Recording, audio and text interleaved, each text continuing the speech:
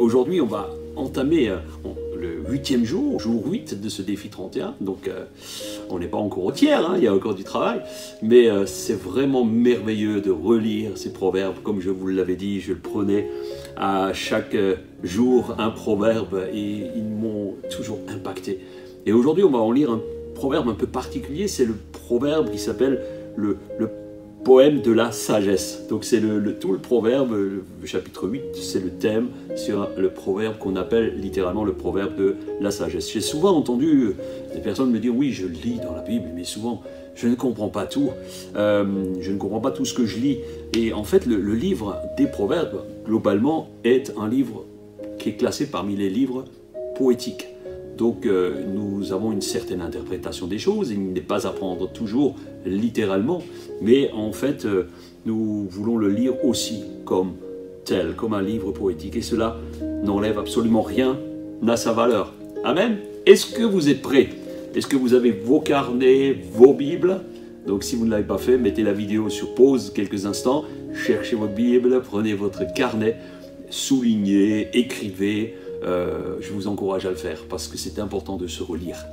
Alors, on attaque à partir du verset 1er, chapitre 8 de ce défi 31. Waouh! Écoutez, la sagesse appelle, la raison élève la voix. Elle est posée sur les hauteurs, le long des routes au carrefour. Tout près des portes de la ville, là où l'on passe pour entrer, elle fait retentir sa voix. C'est à vous, humains, que je parle. C'est pour vous que ma voix se fait entendre, à vous, stupides. Apprenez donc à réfléchir.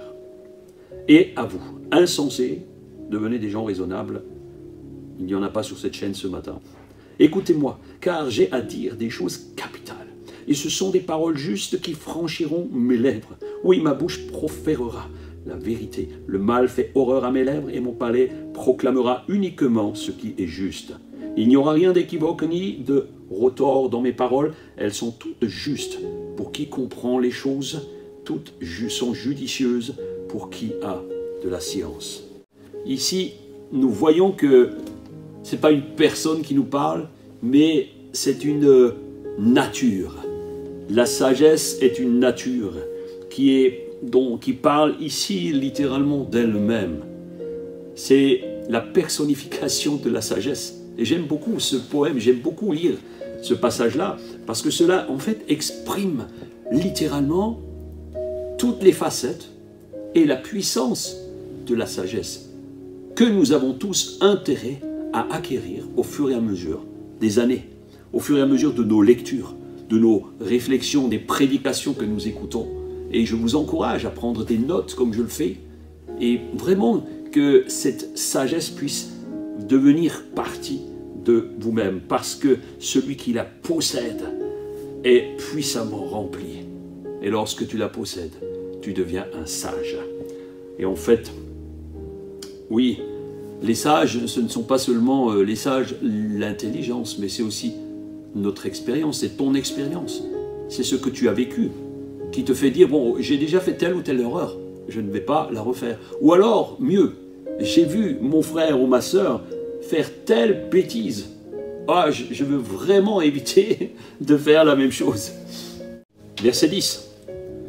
Verset 10. Il dira, la sagesse dira, recherchez mon éducation plutôt que de l'argent, et choisissez la connaissance plutôt que de l'or. Choisissez la connaissance plutôt que de l'or, l'or le plus pur.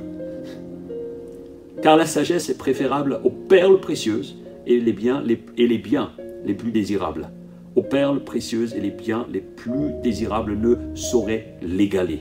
Moi, je suis la sagesse. J'habite à côté de la réflexion.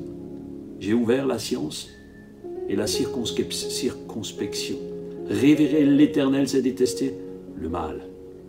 Je déteste l'orgueil, la suffisance, la conduite mauvaise, la bouche menteuse. Car c'est à moi qu'appartiennent les bons conseils et la prudence. Je possède l'intelligence et la puissance, comme je le disais tout à l'heure. Recherchez la sagesse, elle vous donnera cette puissance parce qu'elle est intrinsèquement puissance de Dieu. Recherchez la sagesse parce qu'elle est plus précieuse que l'or, l'or le plus pur, est-il dit. Elle est plus précieuse que les perles. Et là encore, nous voyons que la sagesse nous pousse à détester le mal, l'orgueil nous enlève. Lorsque les gens orgueilleux auront du mal à honorer l'Éternel, auront du mal à reconnaître que l'Éternel est puissant, que l'Éternel possède toutes choses, la sagesse nous pousse à révérer l'Éternel. Révérer l'Éternel. Nous voyons tout au long du texte le rappel que Dieu déteste le mal. Et par la sagesse, nous obtenons ce discernement qui nous permet de dire « Oh là, je n'ai pas été bon ». Vous est-il arrivé de commettre quelque chose, un petit mensonge ou un gros, ou de faire quelque chose qui n'est pas à la gloire de l'Éternel, et alors que vous êtes imprégné de sa parole, de sa sagesse, vous savez que ce n'est pas une bonne chose, et que cela va vous sauter à la figure à un moment ou à un autre. Vous savez, les bons conseils, l'intelligence et la puissance sont des attributs de Dieu. Et l'Éternel, en fait, est sagesse, et la sagesse absolue pour toi. Lisons la suite à partir du verset 15 jusqu'à 21. C'est par moi que règnent les rois, et que les princes décrètent les lois justes. Par moi gouvernent tous les chefs et tous les hommes d'État et tous les magistrats sur la terre. C'est pourquoi nous devons prier pour eux. Moi, j'aime ceux qui m'aiment, et ceux qui me recherchent ne manquent pas de me trouver. Je suis accompagné de la richesse et de l'honneur, du bonheur et des biens durables. Mon fruit est plus précieux que l'or, ou même que l'or le plus fin. Et les profits que je rapporte valent mieux qu'un argent de choix. Mieux que les euros, mieux que les dollars. Je marche sur la voie de la justice et je suis les sentiers de l'équité pour combler les biens, combler vraiment de biens ceux qui m'aiment et remplir leur trésor. Ceux qui cherchent la sagesse, est-il dit au verset 17, la trouveront. Ils la trouveront s'ils la cherchent comme ceux qui cherchent le plus précieux des trésors, qui courent après les chimères de ce monde, qui vont de toute manière partir en fumée un jour ou l'autre. Ceux qui cherchent la sagesse vont la trouver.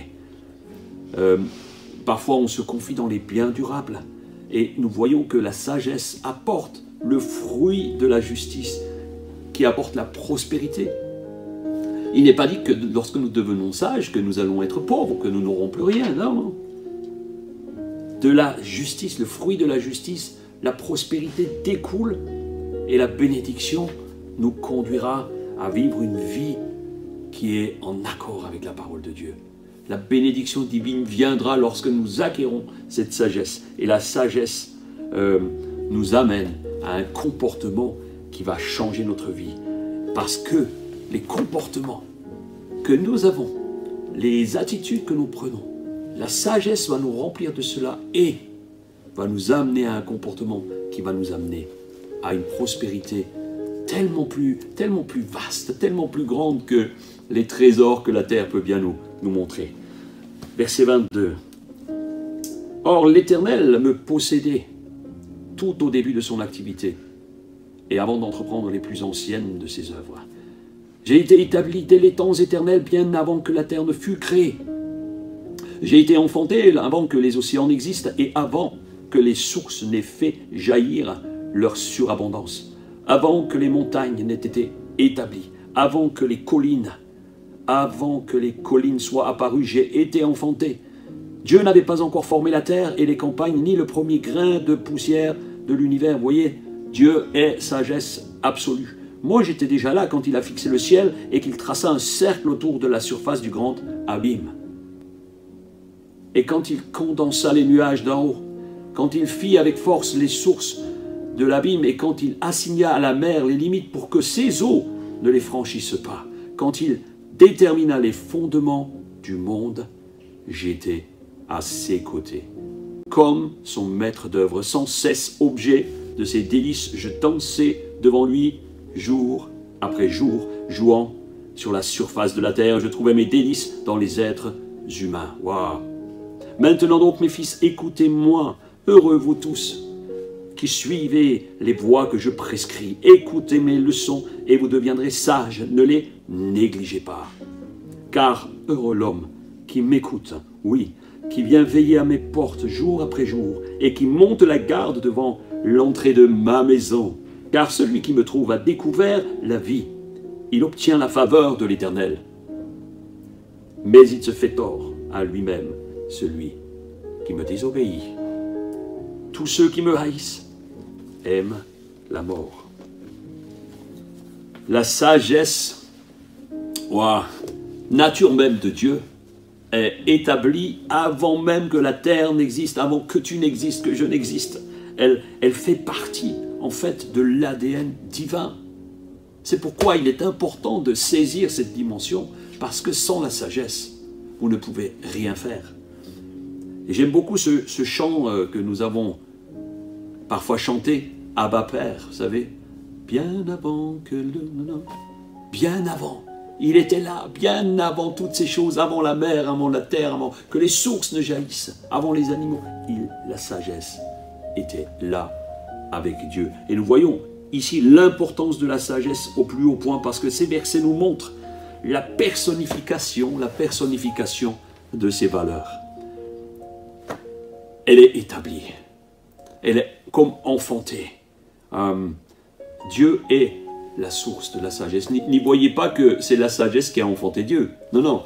Dieu est la source même de la sagesse. C'est le premier grain de poussière. Elle était là.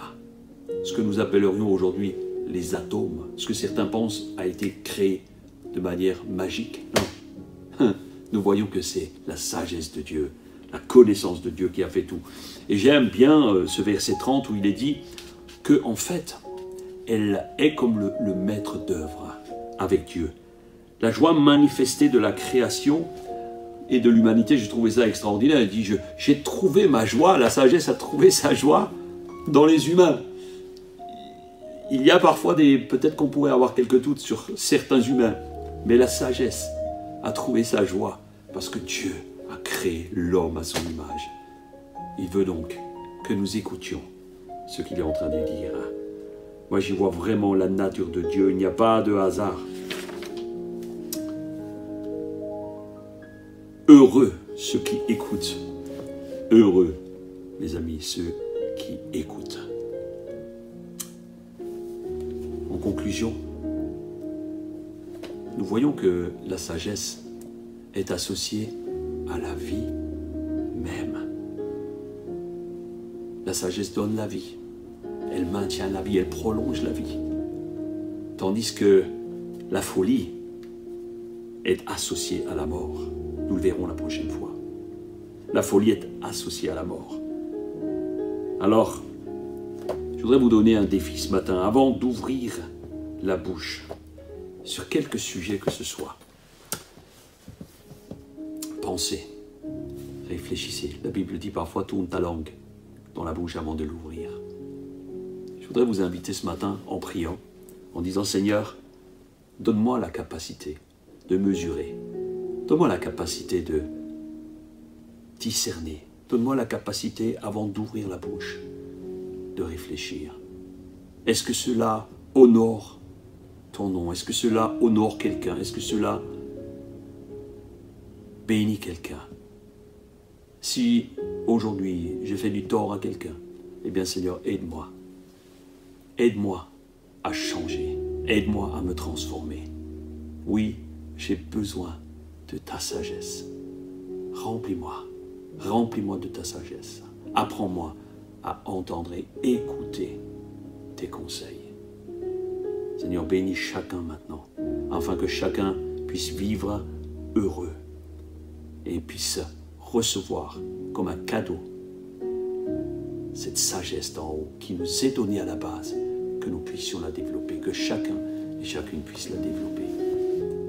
Je vous aime tellement. Soyez bénis. Prenez soin de vous. Prenez soin de votre âme. Merci encore d'avoir été là. Soyez bénis. À demain.